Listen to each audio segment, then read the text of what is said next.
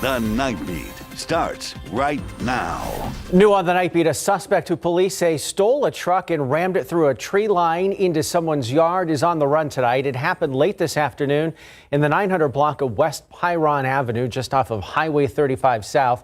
The truck had construction equipment on a trailer, and as the owner was getting ready to leave, that's when police say the 30-year-old suspect came up and stole it.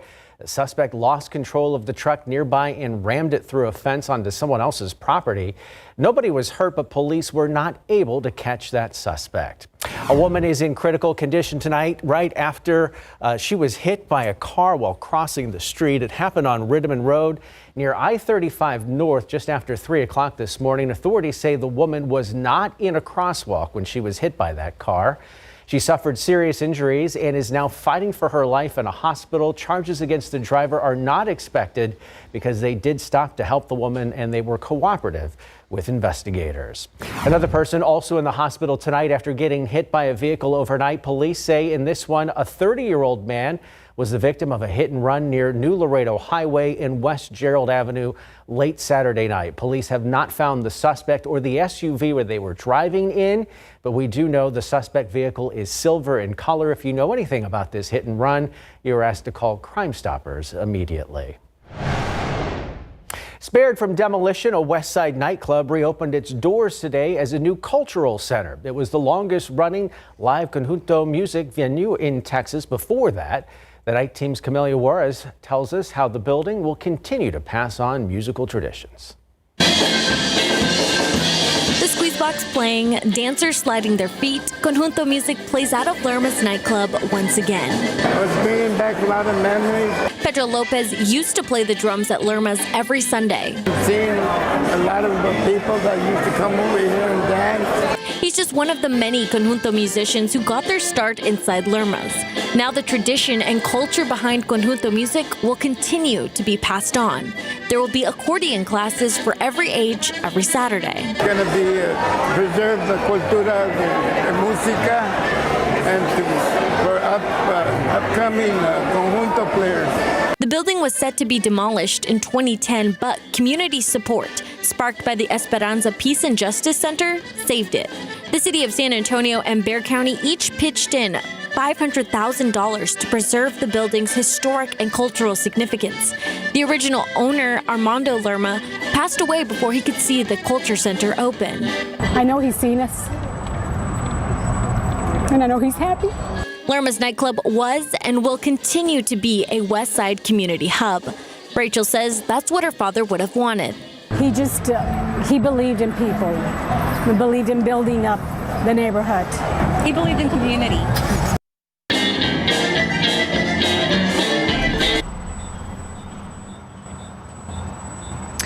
So far, 150 people have reserved their spot to take accordion classes here at Lerma's.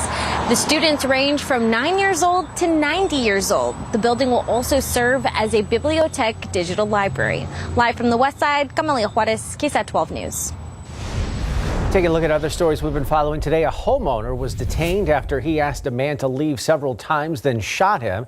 It happened just after 2 o'clock this morning on Green Hill Pass, just off of West Avenue. Police say the homeowner asked a man riding a bike who he allegedly had history of problems with to leave more than once, and he refused. That's when police say the homeowner grabbed his gun and shot him.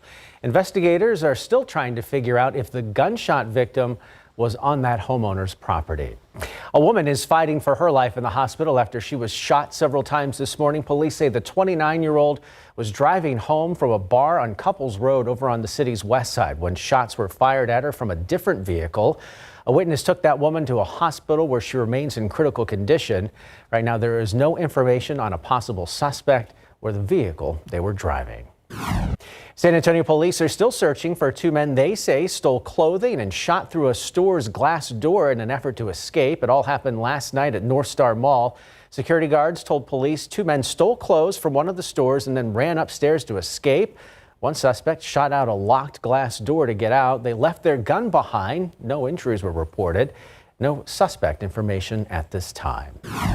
And a driver, police say, was intoxicated and his two passengers were arrested after several rifle rounds were fired into the air on a highway. It happened last night around 9:30 on Highway 281 North. Police say they tried to pull the truck over on the highway's access road, but the 25-year-old suspect instead went into a mobile home park and made a run for it. He was caught and his two passengers were all arrested and charged with discharging a gun in a municipality. The driver also facing a DWI charge. All right, you've heard of subscriptions for magazines, streaming platforms, maybe even clothes, but have you heard of one for bagels?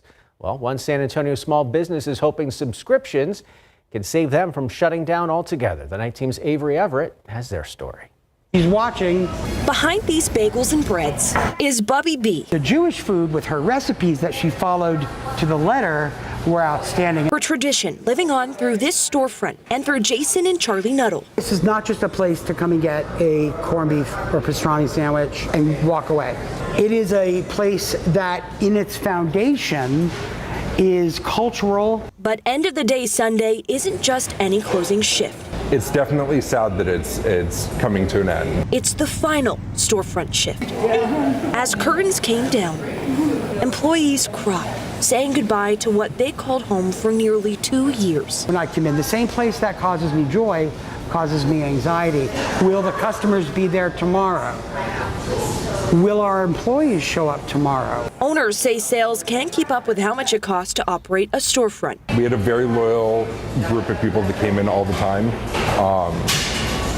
but it just wasn't quite enough to sustain it. But signs are showing hope. My intention now is to reimagine the business. Without a storefront, Bubby's Jewish Soul Food is looking to start a subscription service, something you already see for streaming platforms and clothing companies, and now for Bubby's Bagels too. It's hard because we put so much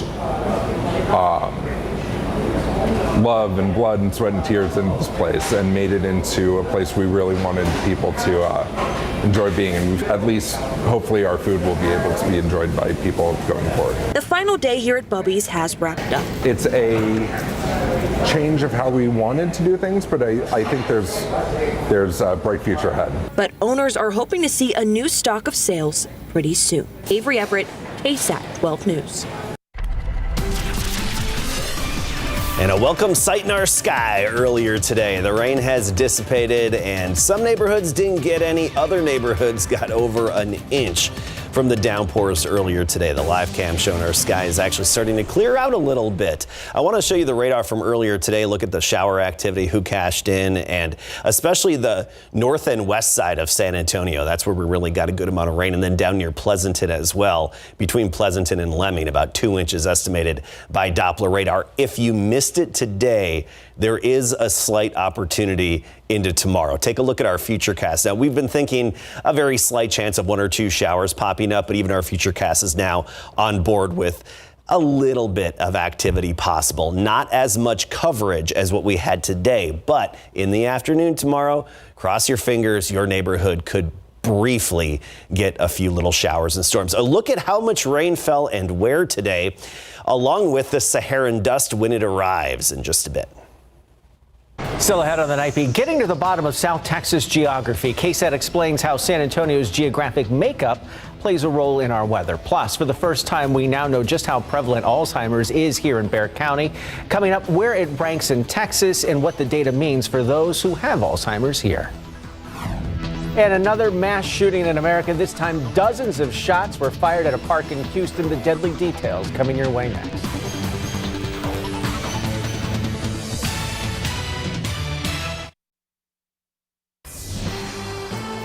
A 21-year-old pregnant woman is dead. 4 more people are in the hospital after an early morning shooting over in Houston. Family of Autumn Vane say she is the victim who died at a park just after a fight turned violent around 1 o'clock this morning. Houston police say their shot spotter technology detected 36 shots being fired. Of the 5 people who were shot, 2 of them are suspects and are now in police custody. Staying in Houston for this one, a man is dead after the plane he was piloting crashed into a power line last night. 49-year-old Sherrod Coleman was pronounced dead at the scene. The crash resulted in several power outages in that area. All customers had their power restored by 1 o'clock this afternoon. The Texas Department of Public Safety now leading the investigation. So far, they have yet to determine what might have led up to that crash. Customs officials and the U.S.-Mexico border arrested a man who tried smuggling cocaine into the U.S. in wheels of cheese. You see him there. It happened at the port of entry in Presidio, just west of Big Bend National Park. Authorities say the 22-year-old suspect told them he had cheese wheels in his truck, but when he drove through the X-ray machine, the officials saw cocaine inside the cheese. Almost 20 pounds of the drug was found. All of this happening after Border Patrol agents found dozens of pounds of cocaine inside an ice cream machine just last month. Around America tonight, American Airlines is raising their pilot contract offers more than $1 billion, bringing them closer to offers with competing airlines. It comes about a week after United reached an agreement with their pilots to give them up to 40% raises. Despite Americans' plans to beef up their offers, the Allied Pilots Association says American Airlines only included, quote, the least critical elements prioritized by their board. The new contract offer plan will be ratified next month. Changes are coming to Twitter again. This time, CEO Elon Musk is ditching the company's iconic bird logo for an X. This is just one of many changes Musk has made to the social platform since he bought it for $44 billion last year. Musk says users should start to see some of those changes as early as tomorrow. The 20 hottest days ever recorded on Earth have all occurred just this month. Scorching temperatures impacting all of us right here in the Alamo City and hundreds of millions of others all around the world. ABC's Jacqueline Lee tonight shows us just how far this historic heat wave is stretching. Millions of Americans across the South and Southwest continue to see record-breaking streaks of high temperatures. Phoenix has already had 23 consecutive days where temperatures have reached at least 110 degrees. Those high temps likely to continue through the week. The city is seeing no measurable rainfall for 4 months. Las Vegas, Fresno, and Salt Lake City all under excessive heat warnings. Palm Springs reaching a record 9th consecutive day over 115 degrees. We do see our firefighters attending to more heat-related incidents, and we see more heat-related incidents at our hospital. El Paso, Texas has already seen temperatures at or above 100 degrees for 37 days. In Jacksonville, Florida, hot and humid conditions taking a toll. These firefighters taking a break on the side of the road after responding to a car crash. Further south, the heat index in Miami has climbed over 100 for a record 43 straight days. That extreme heat now forecast to push further north. This is an area that was unseasonably cool. Just a week ago, we saw temperatures in the 60s and 70s, but now in Fargo, nearing 100 degrees by Wednesday. Washington's Governor Jay Inslee has been one of the Democratic Party's loudest voices on addressing climate change. The fuse has been burning for decades, and now the climate change bomb has gone off. This is a solvable problem, but we need to stop using fossil fuels. That is the only solution to this massive assault on humanity. In a separate appearance on This Week, Republican Congressman Michael McCall of Texas agreed the warming climate is concerning, but said China, the #1 emitter of carbon dioxide, must be pushed to do its fair share. Jacqueline Lee, ABC News, New York. Back here at home, we got a bit of a break from the heat today. We saw a little bit of a rain, and that means we also broke a bit of a streak. We did. We're going to get to that streak in one moment, but remember, we're going to start a new streak as well. Well, that's fine too. Let's trying to be positive over here. We are being positive. Let's get to the new streak we're starting tomorrow, another 100-degree day streak. And if you missed out on the rain today, you've got a slight chance tomorrow. We're talking 20%. We'll start the day at 77, with a lot of sunshine. By the afternoon, we're at 102, partly cloudy and just that 20% chance. Wasn't this a beautiful sight today? I loved all the photos that came in from our KSAT viewers, and this is a nice one, seeing the rain shafts off in the distance, Woodlawn Lake Park, and even some decent accumulations in area rain gauges. Mike Jones, Leon Springs, 1.17. South Bexar County, almost 1 inch. Unfortunately, we did see a few limbs down and some isolated fence damage on parts of the far northwest side of town and west side of town around 1604. There's some damage to an oak tree right there from earlier today. Everywhere you see the color on the map, other than the gray. That's where we got rain today. The light green is at least a ½ inch of rainfall. The darker green indicates an inch or more right along 46 from Bernie, even Champion High School, eastward to Bergheim, about an inch to an inch and a half, and then down I-10 from Bernie to Leon Springs. 1 to 2 inches, especially just west of Leon Springs on the west side there. 2 inches in that yellow area just west of I-10. Helotes, over an inch estimated. That was really the sweet spot from Bernie to Helotes. Well, Leon Springs, Helotes, UTSA, and southward, right between 1604 and 410 here in town, just west of Leon Valley and on the western edge there of Leon Valley. Here's a look at our radar. It was a nice sight to see. Actually, a stationary boundary was overhead, and that helped get things going, those isolated storms last night and then what we had this afternoon. The overall pattern has the upper level heat high centered over the Four Corners region. So with the clockwise flow around that high, we had that northerly flow aloft, something we were talking about days ago, that it opens the door for at least the potential for something to pop up. And we still have that door open tomorrow, but that high is then going to shift a little bit, and we could get an easterly flow and some ripples in the upper atmosphere coming off the Gulf by next weekend. But right now, I'm not confident in that really triggering any showers. So 20% chance tomorrow and then a 0% thereon. There's a slight chance that we could put a little chance here by next weekend. But right now, I just don't have the confidence in it. We'll keep you updated, though. Okay, here's the streak. Broken. 99, our high temperature today. That breaks our 100-degree day streak. It stops it at 15, which is second place of all time, tied with 2013. The most 100-degree days that we've had consecutively is 21, and that was back in 1962. And honestly, the temperature right now isn't really all that different than it was at 5 o'clock earlier today. 75 Helotes, 83 officially at the airport in San Antonio. Hondo 82, Comfort 79. Our afternoon temperatures were some of the coolest that they've been in probably 2 to 2.5 weeks this afternoon because of that rain-cooled air. Even right now in Del Rio, 89 at Carrizo Springs at 90. But let's talk about tomorrow. Del Rio, 106. Gonzales, Hondo, San Antonio, 102, 99 Timberwood Park, La Jolla, 103, Castroville, you'll be about 103 in the afternoon. And I do want to point out the Saharan dust will be noticeable. You'll have a little extra haze in the sky, and a noticeable haze by Tuesday, and then becoming moderate in nature by Wednesday and Thursday. That's when you'll mostly notice the extra haze in the sky from the African dust, which then it starts to taper off late Friday, and by Saturday of next week, it's non-existent. So you will notice that extra haze above us Tuesday afternoon, Wednesday, Thursday, and Friday. That's when it's going to be nothing but sunshine and back to dry conditions. Highs just over 100, anywhere from 101 to 103 this week and on into the upcoming weekend. You know, next half hour, we're going to take a closer look at that African dust, where it is now, look at the animation, the computer model of when it's getting here and when it leaves again, along with the aquifer and how much we got over the recharge zone. That's at 10:45. The run for 21 begins tomorrow. Thank you, Adam. David Sears joins us for a preview of Instant Replay when we come back. We may have cooled off a little bit today, but we certainly did not cool off in the world of sports. Things are as hot as ever, and so is Instant Replay. Tonight, your host, David Sears, joining us with a preview, sir. Yeah, you know, Tim, we always thought this was going to be kind of a quiet summer. Yeah, not so much. We're about to make a lot of noise tonight, starting with the Dallas Cowboys. They report to training camp tomorrow in Oxnard, California. Our Larry Ramirez will be there to greet them with a lot of questions. We talk about those coming up in just a few minutes. We also will be checking in with the Texans on Instant Replay.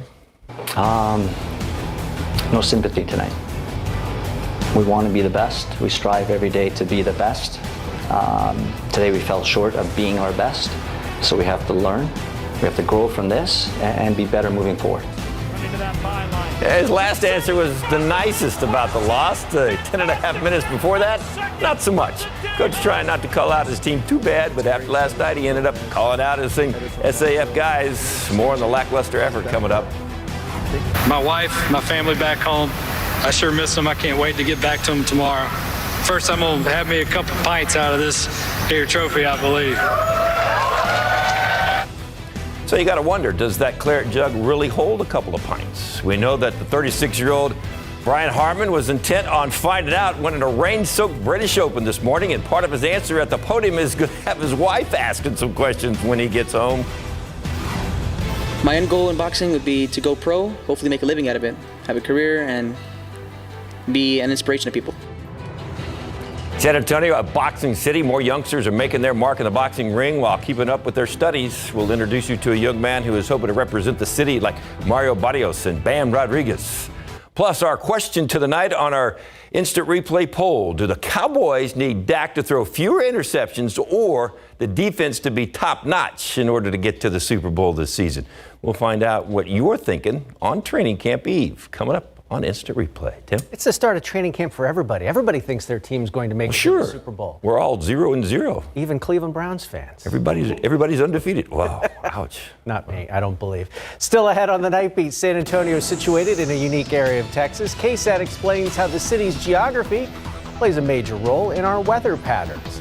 Plus, putting resources where they're most needed. That is the goal for the Alzheimer's Association after their latest report showed Bexar County ranks as one of the worst for Alzheimer's in the state of Texas.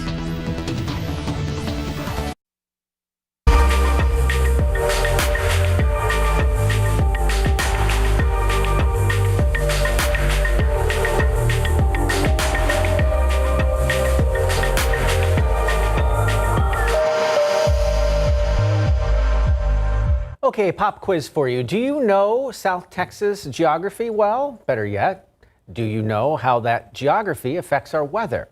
For this KSAT Explains, we tap meteorologist Justin Horn, who is really into maps, both in passion and profession. He breaks out his compass, and Rand McNally and does a little myth busting too. Can you tell me what this is? What is that a shape of? I'll give you a hint. It's a county. Is it Bexar County? It is Bexar County. Is it a state or are we looking at a county? It's a county. Yeah, see. It makes it more difficult, right? It does make it more difficult. Can you tell me where Bexar County is? Oh, okay. Because San Antonio is Yeah, it's over here-ish. Okay. Okay. Here? Very close. Could you show me where the Edwards Plateau is? Edwards Plateau. I believe the Edwards Plateau is right up in here. Oh, no. I'm sorry. So Kerrville area, correct? That's right. You nailed it. Yeah, you got it. Second try. That was perfect. All right. Can you show me where Frio County is on this map? No, I cannot. Can you show me on this map where Frio County is? So, if I were to ask you where the Texas Hill Country is, could you show me here on the map? Let's see, like over here. Yeah. That's where our. Yeah, that's right. So not everyone knows geography as well as us meteorologists do, and that's okay. We're kind of weird like that. True story, when I was a kid, I read the entire atlas and once memorized every country and its capital. But for those of you who don't have that much time on your hands, we thought we'd touch on some of the more important geographical and geological features that South Texas has to offer. And the feature we thought we'd start with is the most important of all, the Balcones Escarpment. The escarpment, or at least the edge of the escarpment, which I'm standing on now here at Government Canyon State Natural Area, is part of a fault zone that runs through northwestern Bexar County. It more or less splits our viewing area in half. To the north, we have the higher elevation and the hill country. To the south, we have the coastal plains. And this feature really explains a lot about why South Texas is the way it is. So this is a major uplift that happened about 25 to 24 million years ago, where we actually had a big chunk of central Texas lifted up about 1,500 feet. The boundary of the escarpment is U-shaped, featuring porous limestone formed by an ancient ocean. It's a boundary that helped create the aquifer and subsequently prolific springs. Without the springs, you would not have San Antonio. See, I told you the escarpment was important. The sudden rise in elevation around 1,500 feet in Bexar County alone also makes a difference when it comes to weather. We'll discuss that in a bit. But it's also why the hill country exists. Speaking of, what is the hill country? And how is it different from the Edwards Plateau that you hear us mention so often in weather? The hill country is just part of the Edwards Plateau. It's sort of the eastern edge of that plateau. And it really encompasses that edge plus the Balcones Escarpment coming down into San Antonio. Which brings us to I-35. It's a major, important interstate. Notice how it seems to line up with the edge of the Balcones escarpment. The I-35 corridor is actually just on the eastern side of the Edwards Plateau. So instead of building up and over the plateau, they just went around it. That, and going back to the importance of those springs along the escarpment, major cities formed right along its edge, where the water was, and the interstate connects them. And since I-35 serves as a visual boundary of the edge of the escarpment, we often use it in weather to feature our different climate zones. You'll hear us say things like, those east of I-35 have the best chances for storms. Along those same lines, Highway 90, which runs west to east, is useful too. This geography puts us at a unique crossroads. San Antonio is at the point of 3 different major ecoregions. The South Texas thornbrush, which basically starts in San Antonio and goes south to the valley. That's more or less an extension of the Chihuahuan Desert, which creeps in from the west. Think hot and dry. And then we have the hill country, which goes from west of town towards Kerrville, Sonora. It's the elevated portion of our viewing area we mentioned earlier. And then we have the plains, the Central Prairie. That's the flatter part of South Central Texas, closest to the coast. It features higher humidity, more rain, and more vegetation. So you drive any direction and you've got a different scene. So with all that in mind, let's do some myth busting, fact or fiction, when it comes to geography and what it means for our weather. Yes, clouds do bank up against the escarpment, occasionally making it cloudy in San Antonio, but sunny in the hill country. It can also sometimes help to develop showers. No, there's not a dome over San Antonio. Any sort of heat island effect has no bearing on storms moving through or avoiding the city, despite recent claims. Yes, those east of I-35 often have better chances of rain because they're closer to the Gulf of Mexico and therefore have better, deeper moisture. No, valleys and terrain have little to no impact on tornadoes. They develop and move as they please. Yes, the Serranías del Burro Mountains west of Del Rio in Mexico do have an effect on our weather, mostly when it comes to helping give lift to big storms in the summer that cross into Texas. No, there's no one favorite area in San Antonio that gets hail over the other. However, yes, geography does play a role in winter weather, with northern Bexar County, especially north of 1604, having a much better shot at seeing wintry weather than those in southern Bexar County. And this is why being a meteorologist in South Texas is so fun. Lastly, let's talk about counties. These boundaries are more political than they are geographical, but useful when we're describing where a thunderstorm is located. It's always a good idea to know where your county is located on a map. We use them a lot in weather, especially when it comes to warnings. And that's South Texas geography in a nutshell. And it's why reading an atlas isn't quite as boring as you might think. For KSAT Explains, I'm meteorologist Justin Horn. So what do you want to see us explain next? Scan this QR code to go straight to the KSAT Explain page, where you can find all of our coverage, and you can also send in your own ideas. There's a live look with our live cam. We're looking from the south side of town northward toward downtown. Skyline all lit up, and actually our atmosphere was lit up earlier today with some lightning and some heavy downpours that we had earlier today. 0.04 of an inch at the airport, so officially we did have measurable rain at San Antonio International, and as I showed you earlier, some higher accumulations elsewhere, especially west and northwest side. 28 100-degree days so far this year. By this time last year, we were already up to 44, so clearly we're not on the same type of streak. But a new streak of consecutive 100-degree days starts tomorrow. 107, the high temperature in Del Rio today. Kerrville, 98 degrees. Rock Springs, 97. Carrizo Springs, though, 106. You can see where we really got the rain. That's where temperatures were a little bit cooler because some of the rain cooled air around them, whereas Carrizo Springs, Crystal City, Cotulla, still making it well above 100. Tomorrow, 101.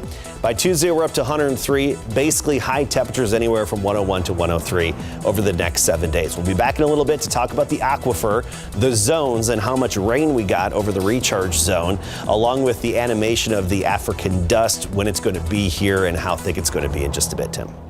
See you then, Adam. Thank you so much. Still ahead on the Nightbeat, allocating resources. What a new report from the Alzheimer's Association means for those suffering from the disease right here at home.